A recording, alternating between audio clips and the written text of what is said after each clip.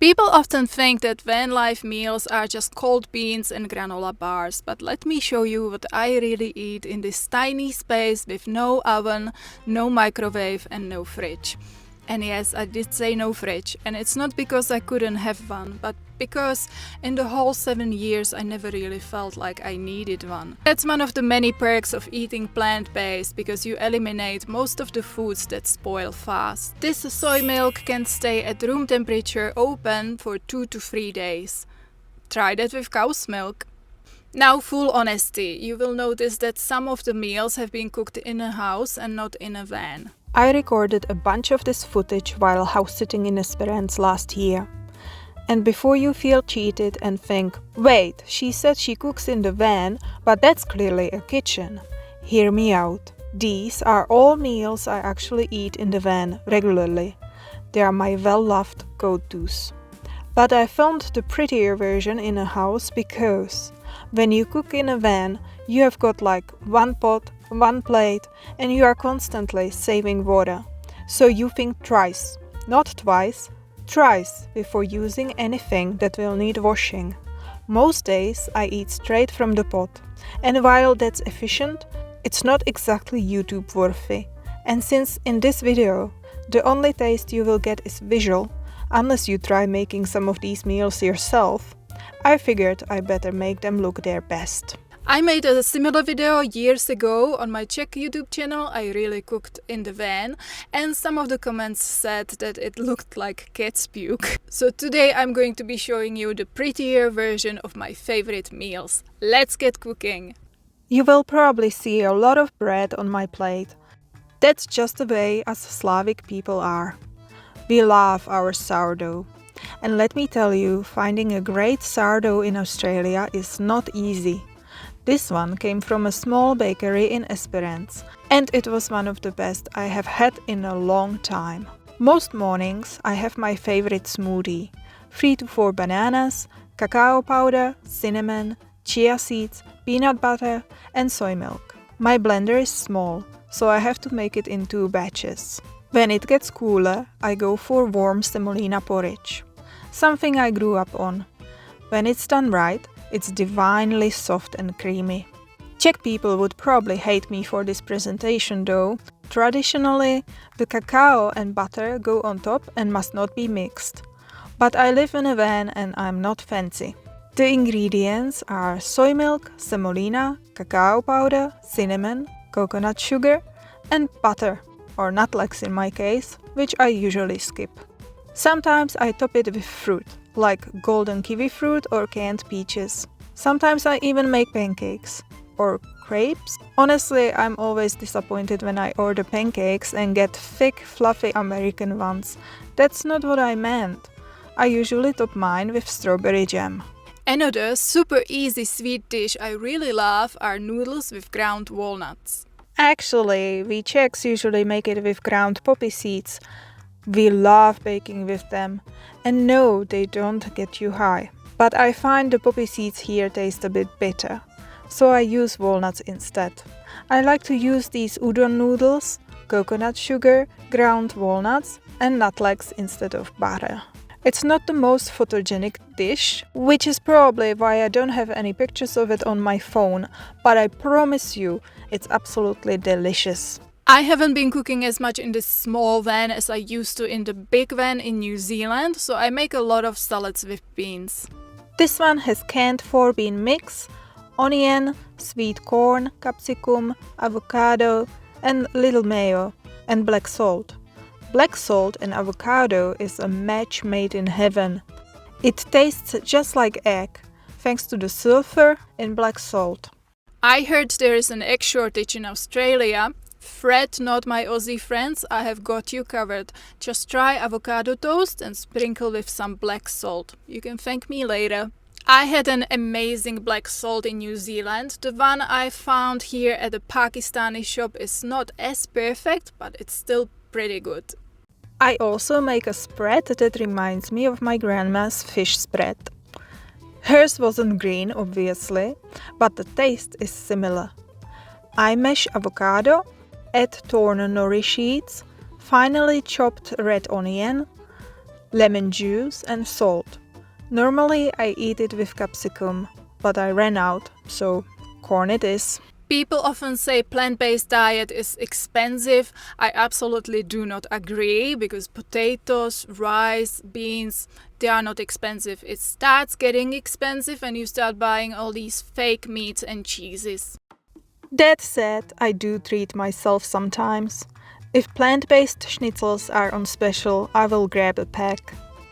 I like to eat them with mashed potatoes. Classic Czech Sunday lunch vibes. Of course, the schnitzel wouldn't be plant-based back home, but you get the idea. And if I'm feeling extra nostalgic, I make a cucumber salad. Grated cucumber, plant-based cream, crushed garlic, salt, pepper, that's it. And I could eat it every day. I love easy soups. One of the fastest is my pea soup. Just peas, defrosted or out of a can, avocado, garlic, salt, pepper, warm water. Put it in a blender, blend and done. I often make dill and bean soup too. Just white beans, potatoes, stock, dill, fresh or dry, plant-based cream, salt and apple cider vinegar. I used to hate tofu, but then I learned to cook with it and now I love scrambled tofu. Just smoosh it with a fork in a pan, fry it till it starts getting golden color, then add nutritional yeast, paprika, turmeric, cumin, chili flakes, dry parsley or coriander, black salt, and at the end a little mayo for that moist scrambled egg texture. I also roast potatoes, sometimes with capsicum, and add garlic and pumpkin seeds towards the end. Cumin, curry powder, smoked paprika. Crunchy roasted pumpkin seeds are so good. Just don't burn them. For a childhood snack, I discovered napolitanke in Aussie shops. I top them with peanut butter, so they remind me of horálky. When I need something quick, I grab this vegan pâté. It's even made in the Czech Republic. We are a nation of pâté lovers. Paštikáři. On a hike, a Czech will either bring schnitzel between two slices of sourdough bread or pâté with rohlíky. I think Aussies don't like pâté much, and I would be curious to know, when was the first time you have tried pâté? I don't love buying food flown from the other side of the world, but nothing local compares. I eat it with bread and raw onion, just like when I was a kid. No kissing afterwards, of course. Now we come to my all-time favorite, eggplant satay. I roast the eggplant in a pan until it's soft and translucent. It takes quite a bit of time. Then I roast some garlic and chili flakes. Add salt and off the heat mix in tamari sauce and peanut butter. The good kind, just peanuts. Okay, but not this much peanut butter. My hand was a bit shaky here. I love it on topinky. Pan toast sourdough, but often I eat it with bulgur. Bulgur is my shortcut rice replacement. Like couscous, you just add boiling water, wrap it in a towel and shove it in bed for a few minutes. Sometimes I make potato salad inspired by my time in Austria.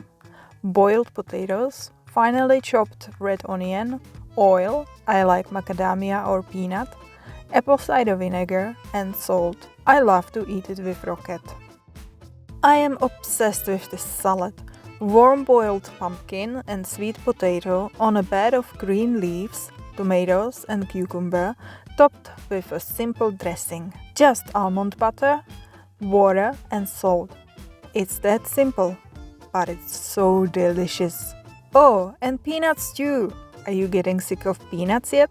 Not me. I throw in whatever veg I have got. Potatoes, cauliflower, broccoli, onion, capsicum, mushrooms, pumpkin, sweet potato, carrots. But it must have chickpeas, thyme and peanut butter. Once I made it for volunteers at a Vipassana retreat, they swore it tasted like chicken. That was never my intention, but I think it's the time. When it comes to legumes beyond the canned kind, I love cooking with red lentils. They are super quick to make. And since I couldn't find any photos of my red lentil coconut curry, guess what I'm cooking today? First, you roast some onions, then add the spices: curry powder, smoked paprika, sweet paprika, chili flakes, and salt. After that, you pour in some water and toss in potatoes, sweet potato, pumpkin, and red lentils. I would much rather rinse the lentils beforehand, but hey, van life means saving water, so sometimes I just skip that step. Oh, and in case you are wondering, yep, that's my wheel. I had to change it just before recording this video, and since it's Sunday, I can't get it fixed, so it's just awkwardly in the way. Gotta love van life. Back to the food.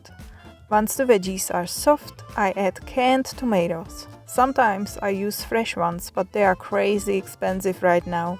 Then stir in some coconut cream at the end. Adjust the salt, and that's it. Done! I wish you could smell it. Yum. So that's my easy plant-based van life cooking. I hope I have inspired you with at least a few of my favorites. If you are gonna try any out, please let me know.